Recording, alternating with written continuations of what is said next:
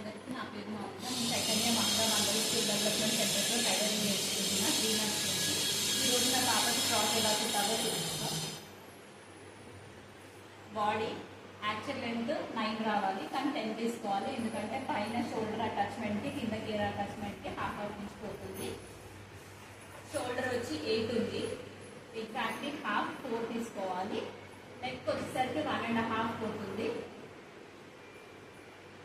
చంక వచ్చేసరికి 3 తీసుకుంటే సరిపోతుంది.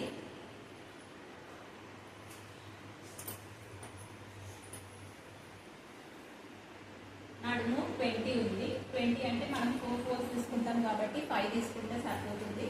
స్టిచెస్ కోసం ఎక్స్ట్రా 1 ఇంచ్ తీసుకోవాల్సి ఉంటుంది. గేరా వచ్చి 19 తీసుకోవాల్సి ఉంటుంది. స్టిచ్ చేసిన తర్వాత 18 వస్తుంది. 1 ఇంచ్ పైన కింద స్టిచెస్ కోసం దొరుకుతుంది. ఇది నా పాప కుట్టిన ఫ్రాక్.